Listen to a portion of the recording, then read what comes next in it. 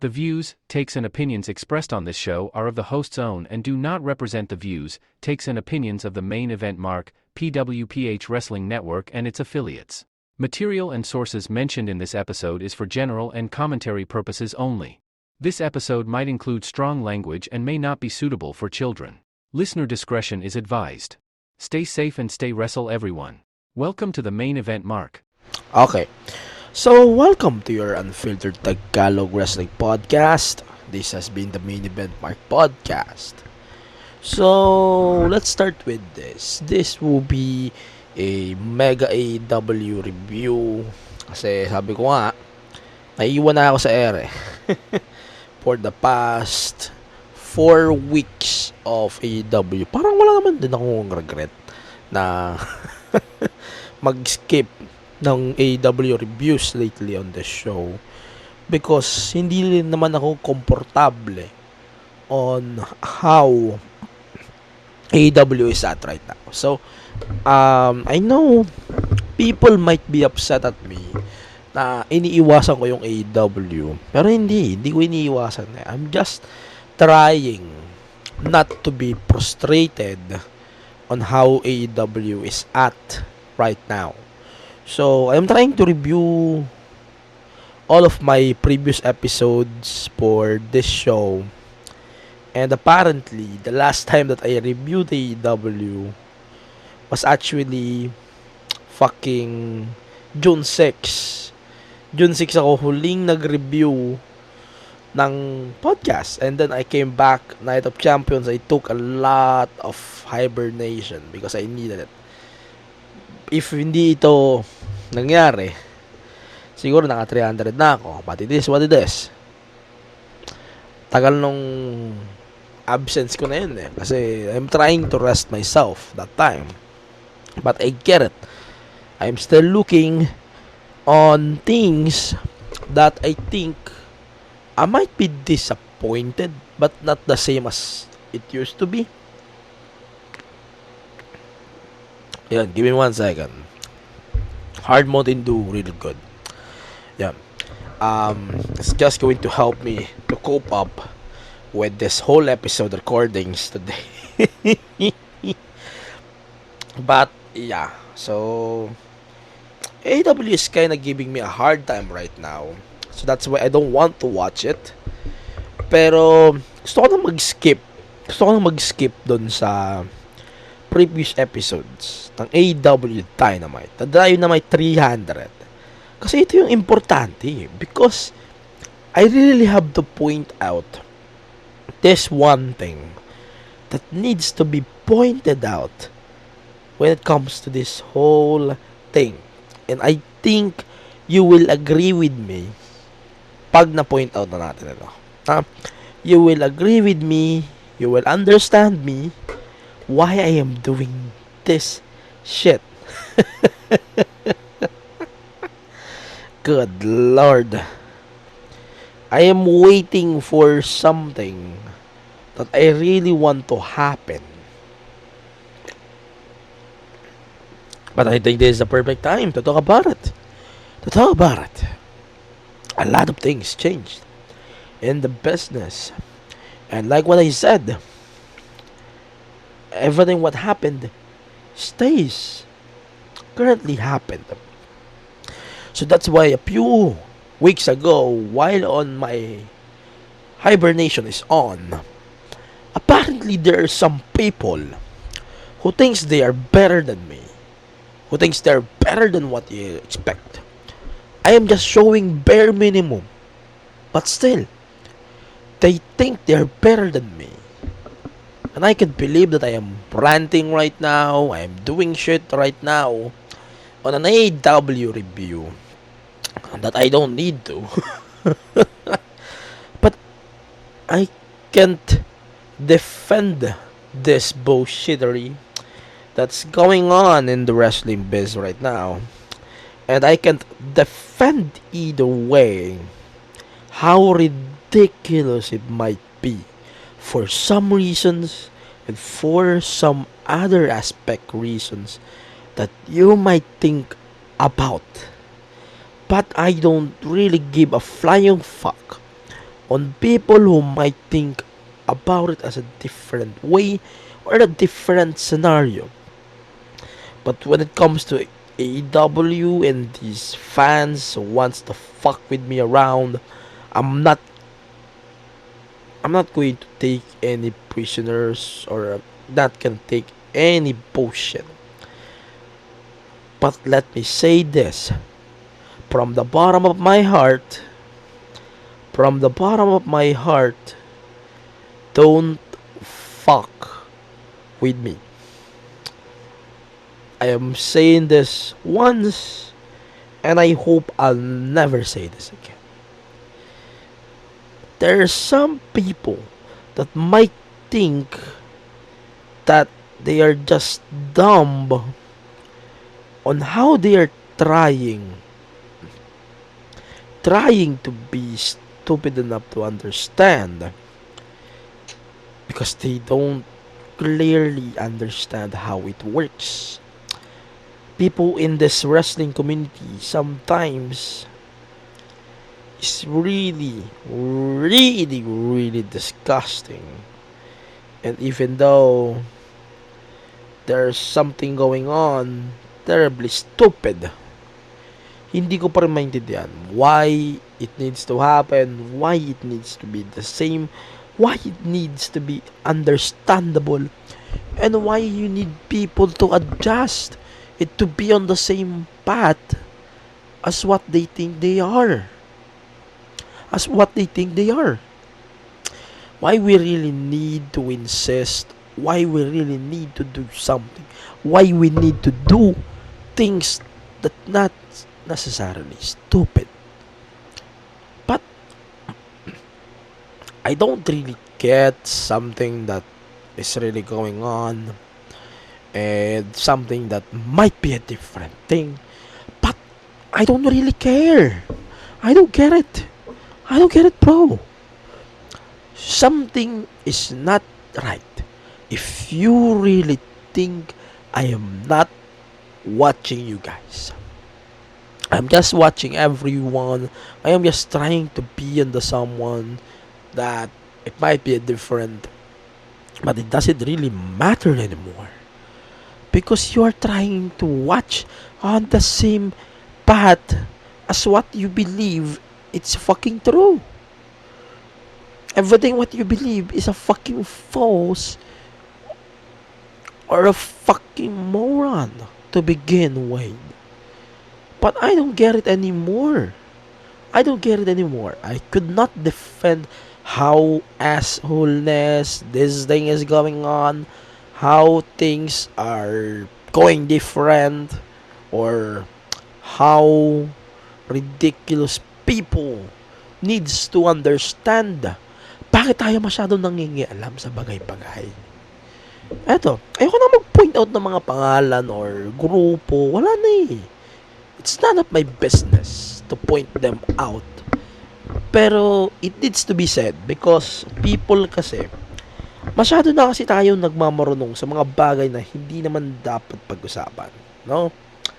Kasi people might be different, but people clearly doesn't understand how things should work frequently on the same path as what you believe you are.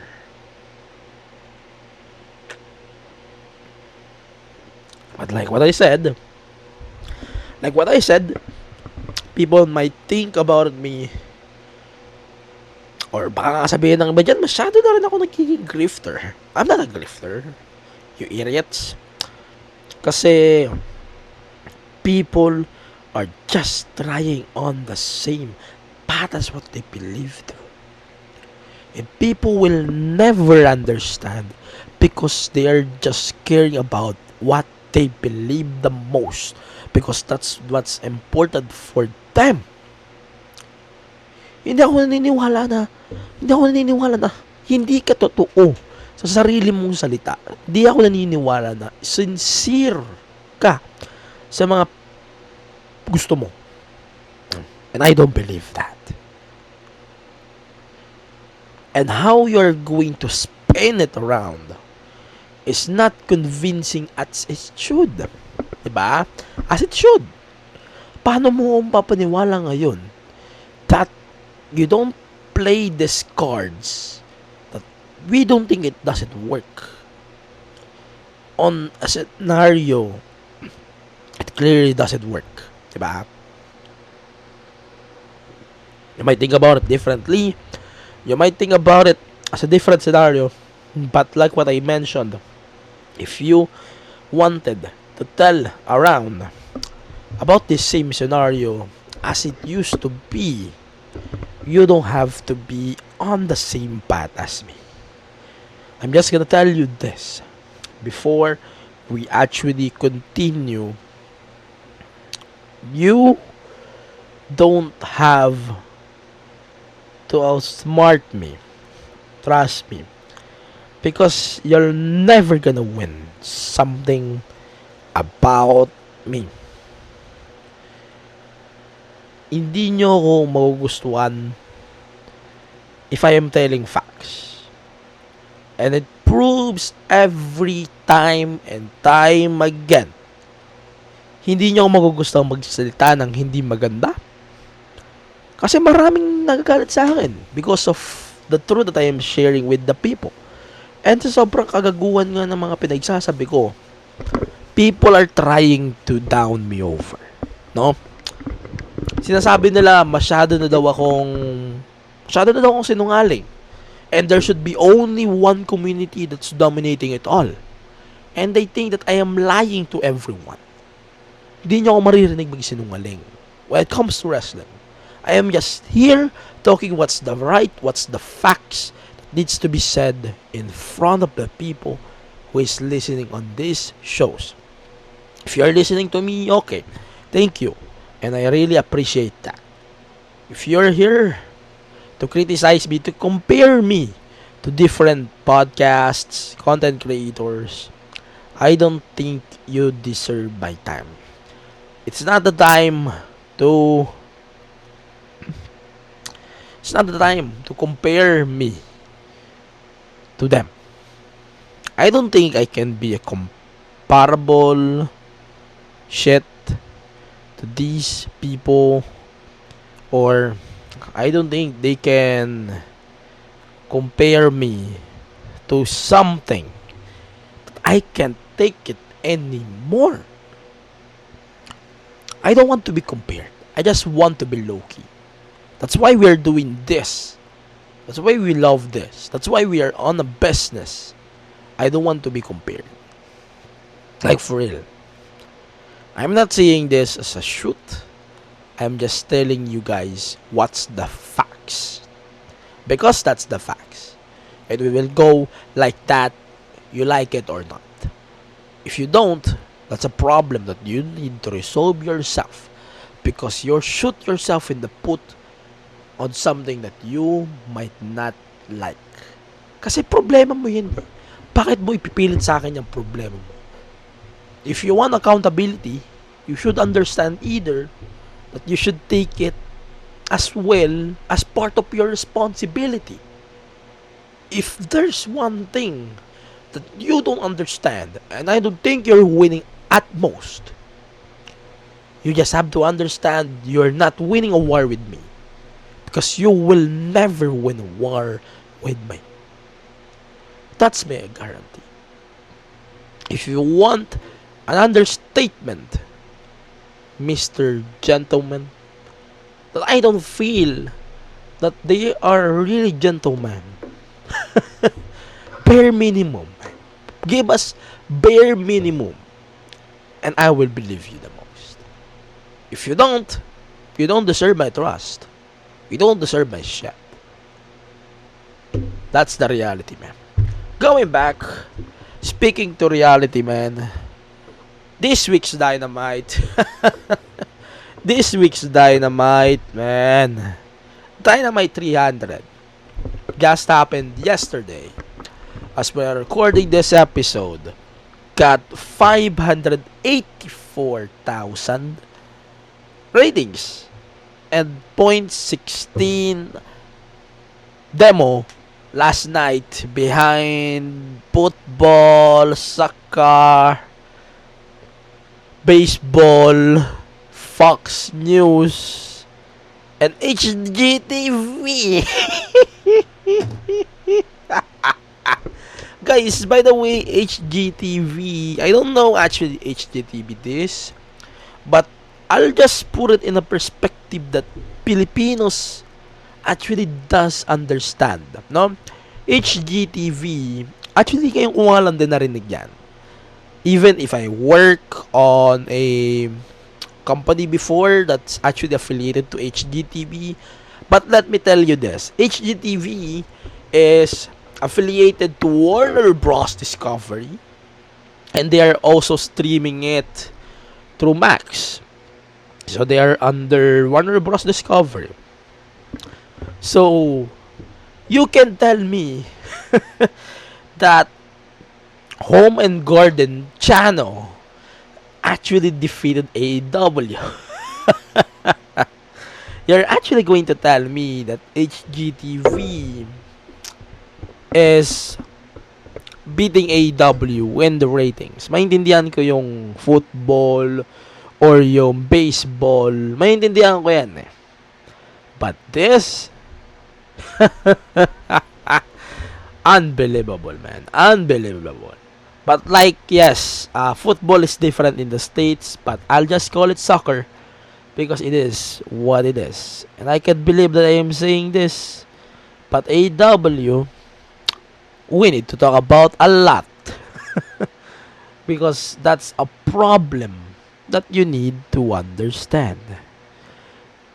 And what I can't believe the most is clearly you don't understand. Then that's a problem that you need to resolve and a problem that you need to address. Sorry about that. Oh my God.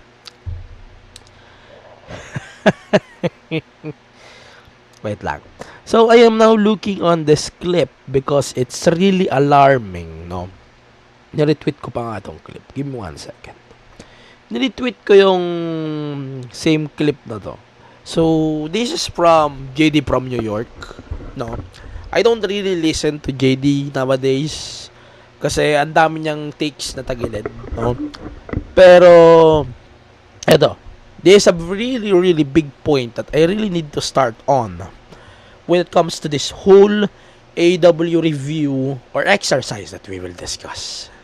I know this might be take too long for me to dissect this whole thing, but I am agreeing on what JD is actually saying. So, I'll start with this. Mercedes Moné versus Tony Storm 9 days before the store or the store show, and I don't feel excitement about it at all because we know what's going to happen, and it will happen. Okay, so let's talk about it. So, JD from New York again, shout out to our friend. So, I'll just going to review this and let's see what we are going to talk about. Give me 1 second. They will play. The other big thing and the other big match that we got tonight was for the TBS Championship. Mercedes Moné defending against Mina Shirakawa. We have been very, very vocal, probably more vocal than anybody else in the community about how this one match, Tony and Mercedes, has single-handedly stifled the entire division, and they sacrificed everybody to get to this point, and literally nobody else is over. I don't think I saw another female on this show tonight, and that's really, really alarming. And that's not to this point, and literally nobody else is over. I don't think I saw another female on this show tonight, and that's really, really alarming. And that. Okay, so let's point this out. So, habang naka-hibernate ako, that's very accurate. I can confirm that every week since June 4th, while they're building up all in Texas, hindi ako makakita ng segments sa AEW except if it's Tony, Mina or Monet. Kapansin-pansin nga rin na sobrang active ni Beast Mortos lately dahil kinakantot na rin ni Mortos si Mercedes Moné. And Mercedes Moné is something directly connected to Tony Khan. And that's what we really need to understand because that's the fact. And to consider that I've never watched Collision since Punk left. wala na akong rason para manood ng Collision. That's a fact, guys. That's to let you know. They are now establishing Megan Bayne as undefeated in Collision. Based on what we are seeing here sa shows lately, and this will be mentioned also by these two. So let me just finish the clip. It's not really a division that is healthy, in my honest opinion, and I don't know how you look at it as healthy. Mina, again, lost tonight. This is the second major championship match that she's lost since coming back. She wrestled Toni Storm at Double or Nothing for the Women's Championship. She lost. This was the other major singles women's championship tonight, Jesse. She lost against Mercedes. I don't think anybody thought Mercedes was going to lose this close to All In. On top of that, this was her 1,000th wrestling match. I don't think she was going to lose on number 1,000. That's a personal record for her. I know there were some people in the community. I know Solomon and I talked about it last night on TNT. He was at least a little hopeful that AEW would take the TBS Championship. Okay. Before we continue on that, so medyo kailangan ko na to i-dissect. So, Mina Shirakawa, since debuting to AEW, I'll just add up to the stake, no? I'm just going to add a few things about this stake. She actually lost 3 matches for the title. If I remember right, there's actually a title match where Monet lost the belt in a 3-way. And she was pinned, as far as I know, by Asami. Tama ba? I'm not sure if I mentioned it right, but Asami. Oh, tama. Ayan, Asami nga. Asami the wrestler, she's the one who actually defeated Mercedes Moné for the title. Strong title. So, yeah. That's the case there. And based on what we see, that's very alarming on Mercedes Moné as well. No? If you think about it, ayun, April pa to. Yes, exactly. That's right. So, they booked a 3-way. And pansin-pansin natin na hindi siya na-pin on that match. And it's kind of alarming because we know, as we know, there's actually a creative control in place that they're saying that wala naman pong creative control. Wala po talagang creative control. And I don't believe it. I don't believe it, guys. I don't believe it. She said it herself. Kaya hindi ako maniniwalang wala siyang creative control. Easy. Give me 1 second. Yung clip context ko. Nawala yung context ko. But give me 1 second here. Okay, so I hope this will come back. Due to outside interference from Toni Storm, so that the championship could be squared away and put on somebody that will actively defend it, because we all kind of feel like Mercedes is going to hold both of those championships at the end of All In. Okay, so just a bonus there.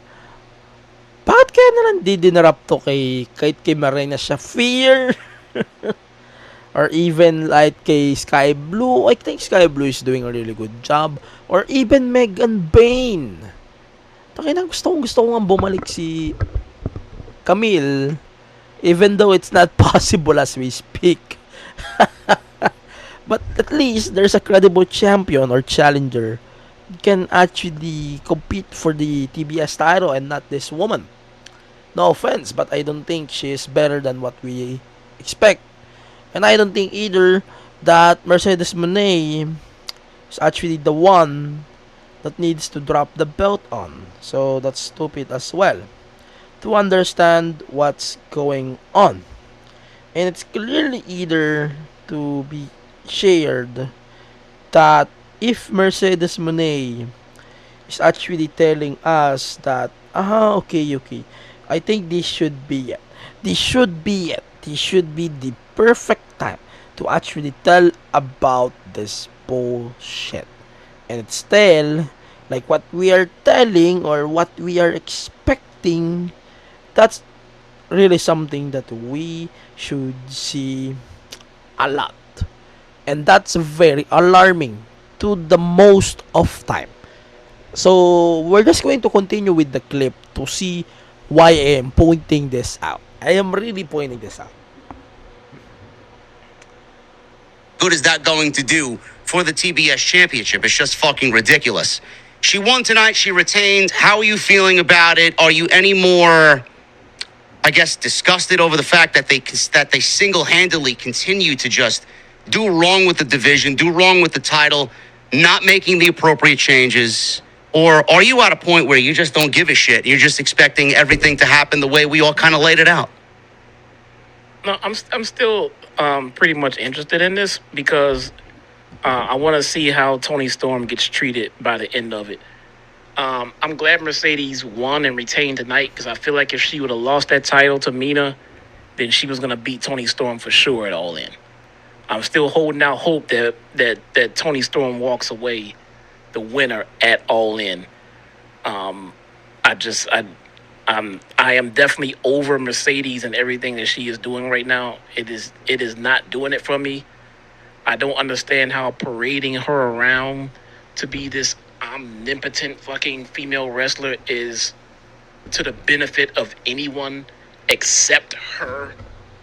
You know, I'm not feeling it.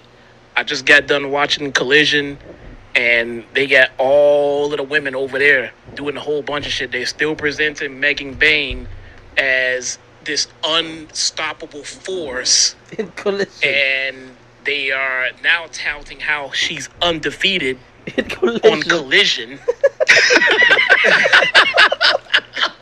That is the Good new Lord. thing now. She's undefeated Good Lord. Man. on Collision.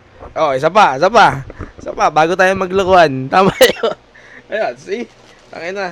Na-point out ko rin. So, they are really parading. Sorry, guys. Sorry about that, guys. So, they're really parading Megan Bayne as undefeated in fucking Collision. Sorry, guys. Nagmumukha na ako mag-ASNR dito. I'm just getting something because I would love to laugh while we are listening on the spins of the IWC about this whole thing. And lately, nare-realize ko din na at this point, wala na ako pa. I am giving myself one more week to be excited on All In. Otherwise, I'm done. Wala naman na rason para maging excited masyado sa All In. But I am trying to convince myself. Can you please convince me? Please. I will post a thread sa PWPH at saka sa page mismo. Kung kano ba dapat tayo ka-excited sa All In. Which is I'm not. And if you're listening on this episode, please try to convince me na ma-excite ako with All In. Please! I am begging you guys. Let me finish the clip. Putang ina. Hirap ito ah. So they're doing their best to try to build up others, but at the same time keeping them completely separate. You know what I'm saying? They got Queen Amanada picking up W's and looking stronger. You know, they're bringing Sky Blue out there, and they got Thekla out there, but like you said, everyone just pales in comparison to what you're doing with Mercedes and Tony Storm. And I don't even see anyone on the horizon right now because Megan Bayne already got beat. So I know they want to tell us she's undefeated on Collision, but she's still defeated. She is not the unstoppable force anymore. I don't know what the hell's going on with Chris Statlander. They didn't address that at all. So she's just kind of idle this week. But I'm holding out hope that Tony Storm ends this bullshit with Mercedes and she just becomes a normal wrestler like everyone else. and we can move on with this and hopefully actually improve the division. You know, all of the news about Britt Baker and everything else today, it just kind of puts in perspective how it's amazing, but somehow the women's division has gotten worse, you know, over the last year, and I thought it was supposed to be at the top of its game, and it's just not. And I can't think of anyone but Mercedes as being the reason why it's just not advancing. You think the women's division is worse since Mercedes got here? I do. I mean, it's great for her. I mean, she looks great. She's having better matches now. Even that was sketch at the beginning, but her matches are turning out much better now. She is just laced with gold. She's at the forefront of everything. She is benefiting greatly, but no one else is seeing that shine. The only other person getting any kind of love in that division is Toni Storm. Sorry about that, guys. So, let me just cap off that clip that we just listened on. So, that is actually understatement at this point on how AEW is really treating their shit. No? And I hate to say this because it's only 10 days away from their biggest show of the year, or 9, or 8, whatever. I hate to say that because it's supposed to be a big week for AEW and a big week for wrestling as well, because after that we have Saturday night's main event, we have Evolution, we have Great American Bash, all together in one weekend. I don't really watch ROH, but if you wanted also to include Supercard, that's included too, no? That's included too. Pero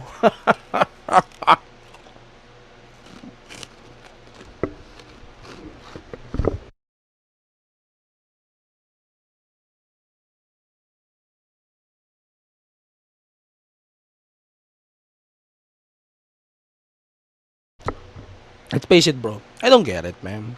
Sorry, nag-mute ako doon. Let's face it, man. That's cold. Really cold. So, based on the breakdown that we have here, episode 100 of Dynamite got 1.4 million ratings. Then, episode 200, 894. Then, episode 300, 584. Putang inang metrics yan. Man. This is really good, man. Really good. And insane. Sa totoo lang, it's really insane. Sa totoo lang. Very insane. Very ridiculous to look up as well. And putang ina, I can't believe that we are actually telling the fact that tapos nagtataka pa ba kayo na ganyan talaga? At masyado rin tayong iba yung pakiramdam dito. And iba rin yung pakiramdam when it comes to that. Pero iba rin kasi yung observations on how we really need to tell the whole thing here. And paano ba natin i-expose itong bagay na to? It's because how ridiculous the spin sound. No? The spin is just overwhelming, man. Ito.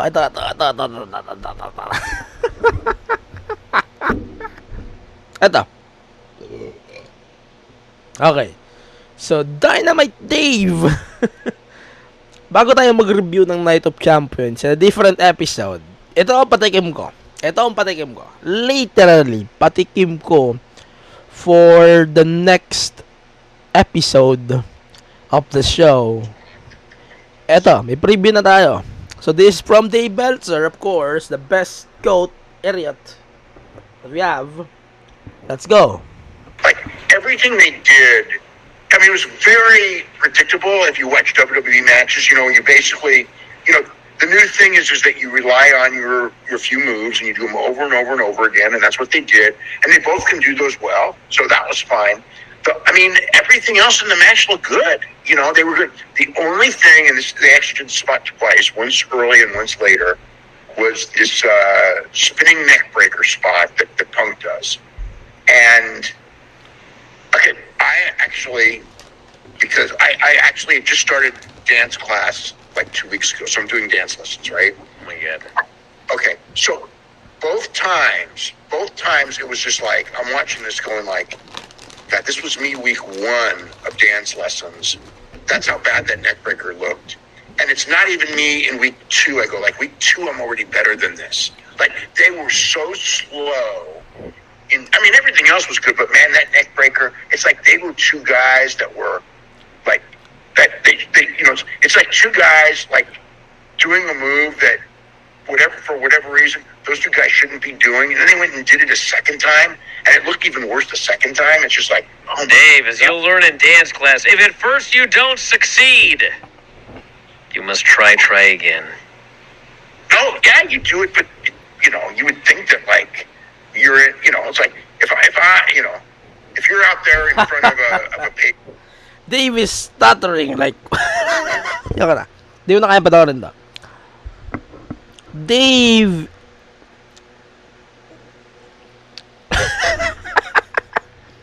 ano to boy? Putang ina. I can't finish that clip, man. I can't. So, let's continue. So, shit.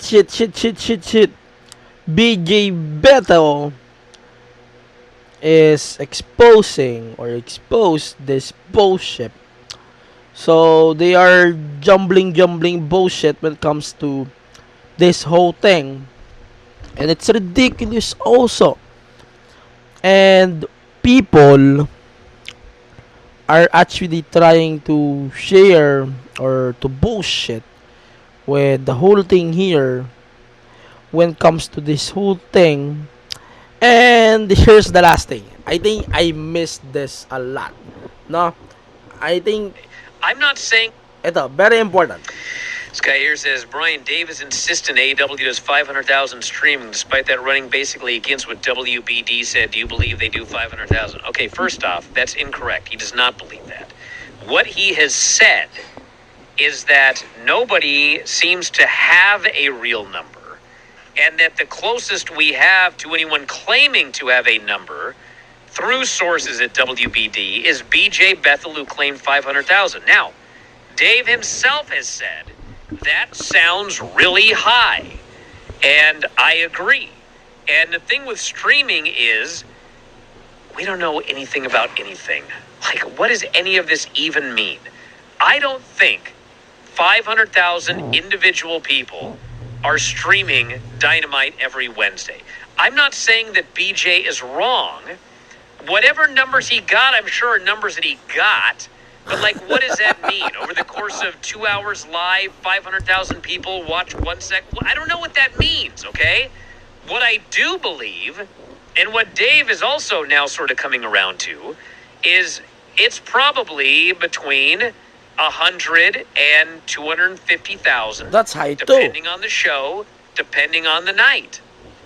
That's a similar percentage to what everybody else does streaming. So if you're going to say that, like, well, you know, these are all accurate, but this one with Dynamite, some aberration, it's probably not. Anyway, back in a moment with more Observer Live. Okay, that's the last thing that we will discuss on this clips, man. Because that's ridiculous as well, based on what we are observing. So, I'm not gonna scrub this whole cards. Pero for sure, let me just say this. If we are going to talk about this 3 weeks while I am on hibernation, this episode might take a lot of bumps. But okay, let's share with you guys how ridiculous AEW is for the past 3 weeks. Give me 1 second.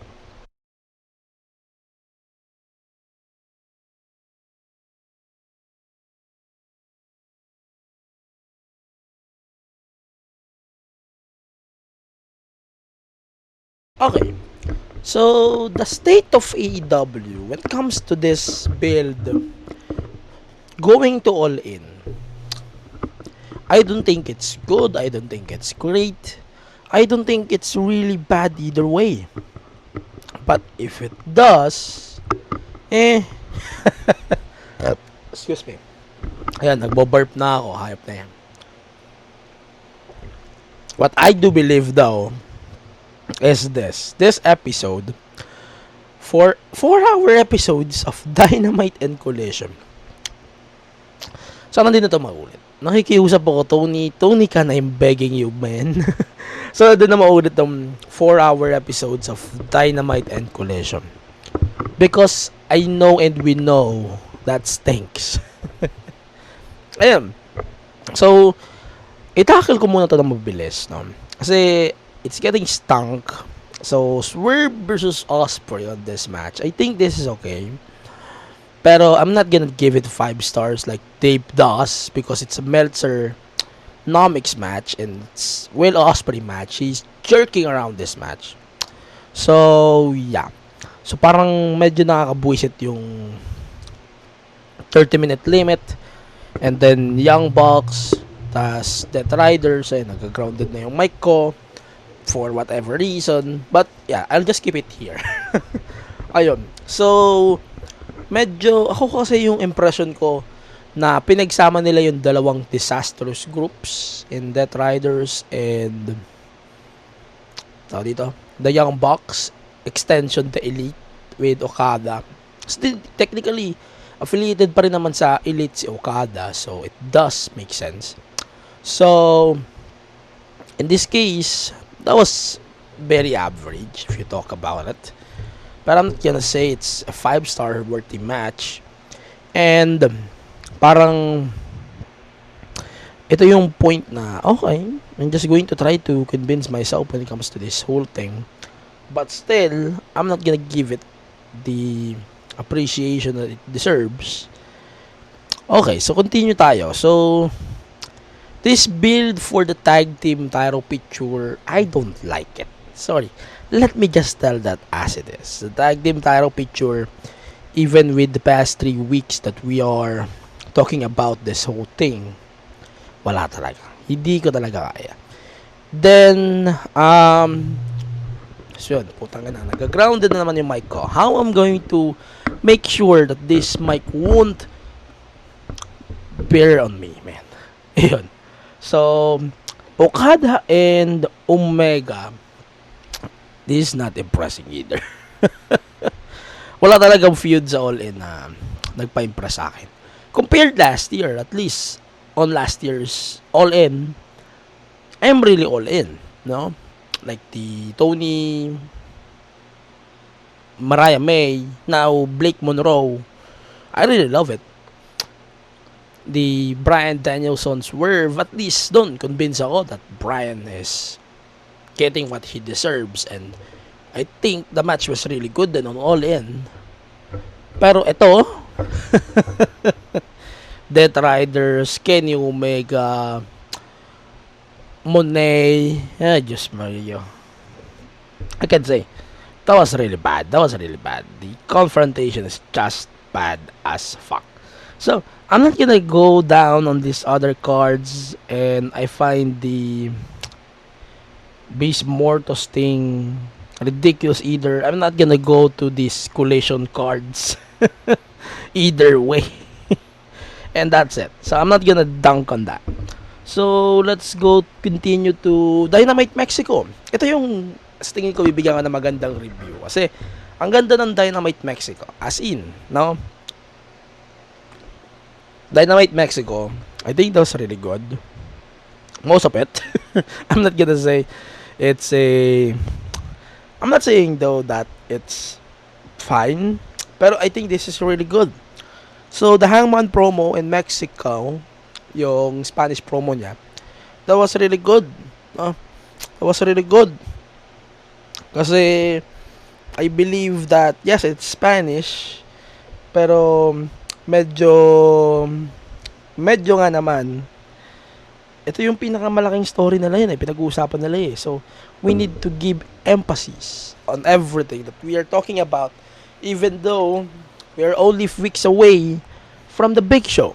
And I think they are really giving us their best on how we are going to discuss about it. Pero, okay. So, Don Callis is really trying his best to establish himself, either Okada as well with the partnership, and it's not working with me. So, I'm not gonna talk about that. MJF versus Mystico. I think ito yung pinakamaganda sa buong card ng Mexico Grand Slam. I think this is it. This is really good. Yes, it ends in a no contest. And medyo complicated na rin yung role niya. But it's clearly a face. Ito na naman tayo sa part na to And then, itong promo na to ni MJF afterwards, I think it was really good.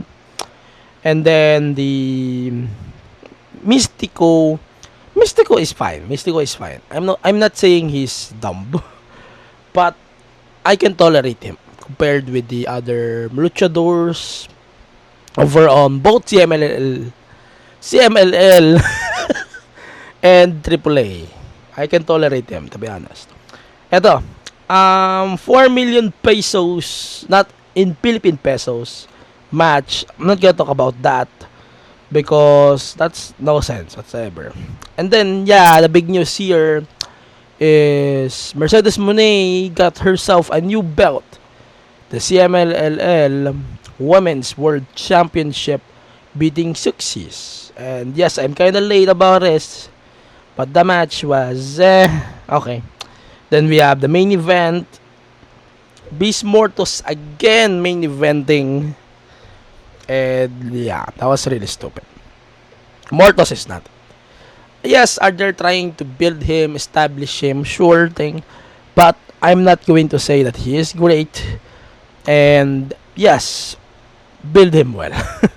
Okay, so this week's Dynamite, they're now establishing Osprey and Swerve as a team, no?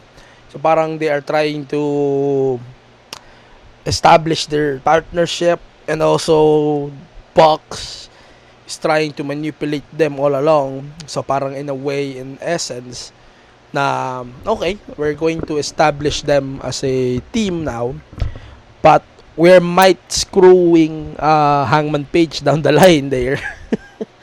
Or it might happen later on na i-screw nila si Hangman just for the sake of screwing, diba?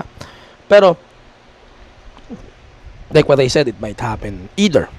Tapos in a way of perspective them, so they're trying to experience yung hindi nila pagiging komportable when it comes to this Young Bucks thing. So, let's continue. So, Trent Barreta versus Kota Ibushi. Man, hindi ko talaga kayang panoorin si Kota lately. Sorry. Let me just tell that straight up. Kota Ibushi, yes, I'm fine with him as a wrestler. But as of right now, hindi ko talaga siyang panoorin. Parang feeling ko at any time we might see him injured again. I hope it's not the case. Pero still, we are dating disaster on. Again, the jet speed things, I'm not gonna talk about it because I'm not interested on their tag team. And hindi rin ako interested either on how this shit should go. Then we have the 4-way for the number 1 in the gauntlet, which is I don't care either. Then same with the women, same thing. Hangman versus Beast Mortos. This stupid, this dumb. Not gonna talk about it. So, that's it. Lastly. Takin ang bilis, diba? Wala ko sasayangin ng oras dito, diba? 4 episodes. 1 episode on the podcast. So, finally, we will talk about Dynamite 300. Bakit nga ba dugyot tong episode na to? So, we have now the Texas Deathmatch for Grand Slam AW All-In for AEW. Yes, pinagsama ko yung 2 events in purpose. Pero yun, napag-agree na nga nila na they're going to fight in a Texas Deathmatch at All in Texas. And Hangman, even though I don't like his promos, I am getting convinced between these two men. And they're clear now the different things when it comes to this case now. And it's really different now on how they are going to tell the story, no? Then, we have Mina Shirakawa versus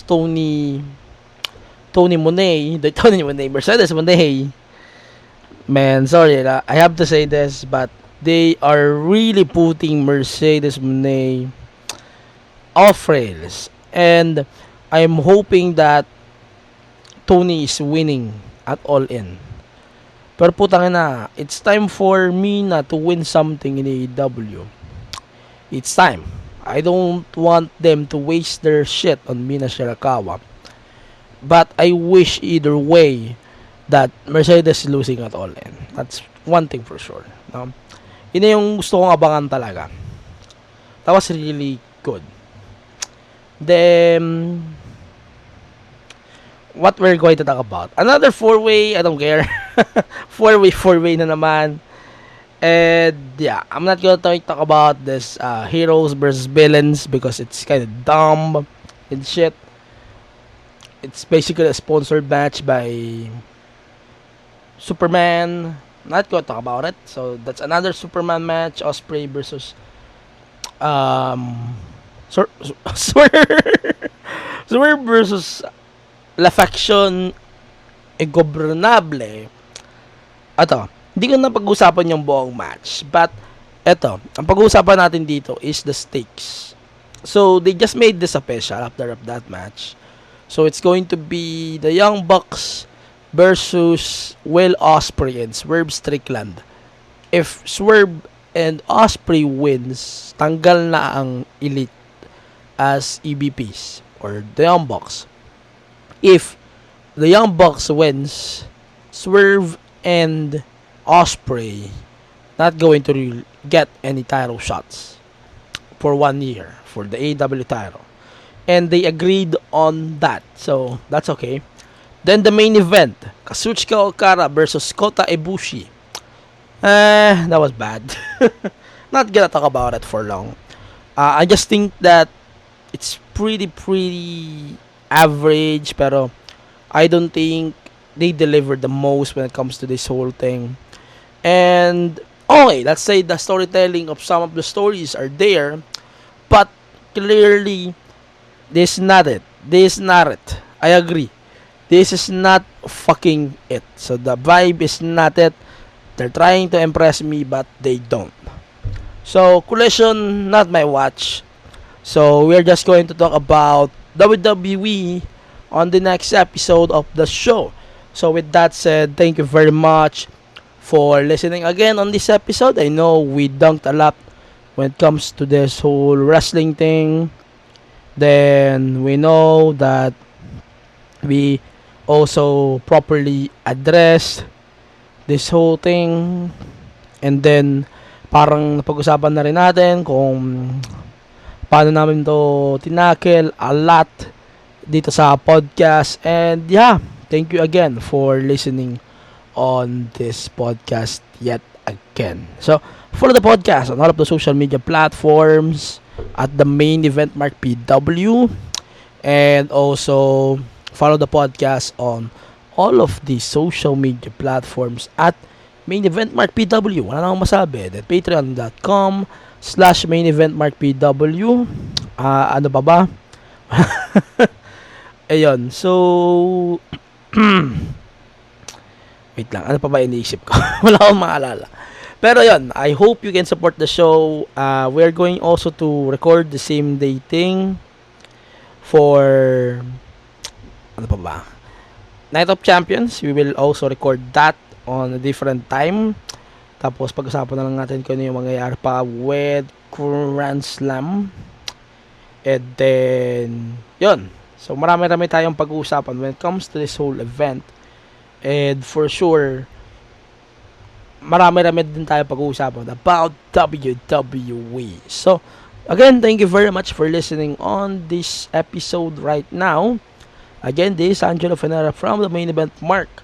Stay safe and stay wrestle. See you on the next episode of the pod. Bye for now.